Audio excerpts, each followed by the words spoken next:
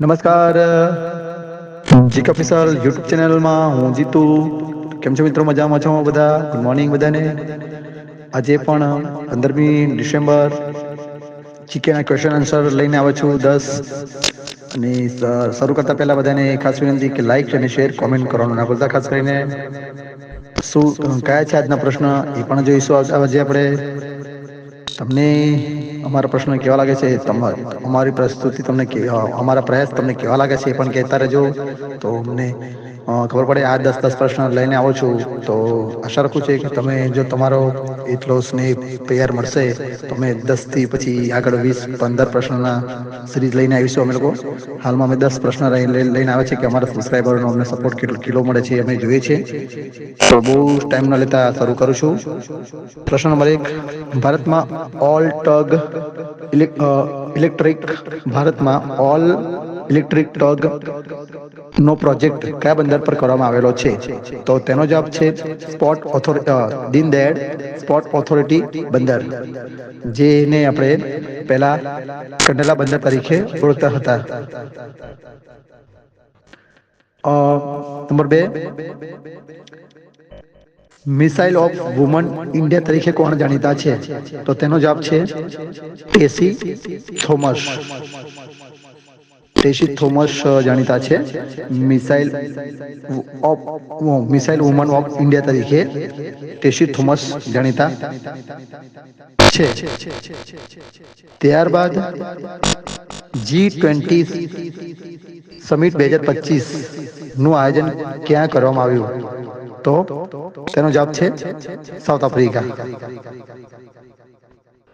ત્યારબાદ હાલમાં 15મા રાષ્ટ્રપતિ તરીકે કોણ છે? તો ડોક્ટર સીપી રાધાકૃષ્ણન.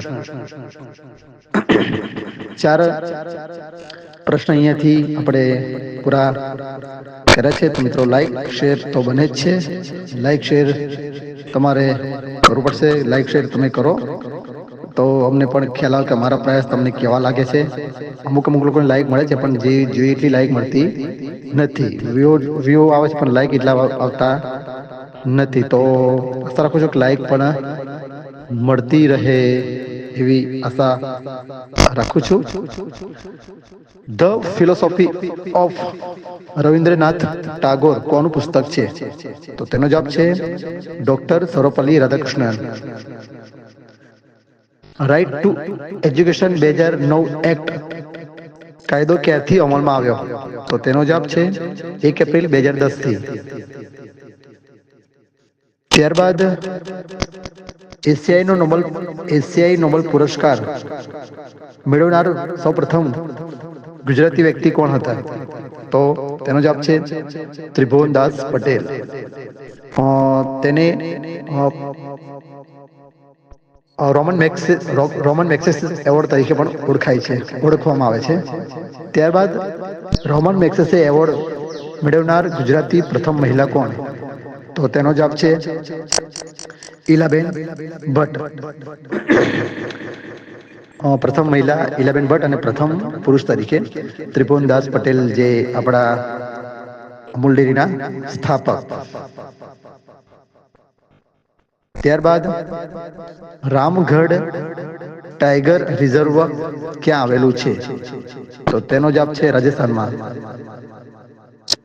લાસ્ટ રાજભવનનું નામ બદલીને શું રાખવામાં આવેલું છે? તો તેનો જવાબ છે લોકભવન. તો અહીંયા આપણે 10 પ્રશ્નો પૂરા કર્યા છે. GK current affair question answer 10. તો તમને કેવા લાગે એ પણ કહેતા રહેજો. અને તમારે કોન્ટેક્ટ કરવો હોય તો તમે કોન્ટેક્ટ કરી શકો છો કોમેન્ટ કરીને. અમે કેવો અમારો પ્રયાસ તમને લાગે છે એ તમે જણાવતા રહેજો.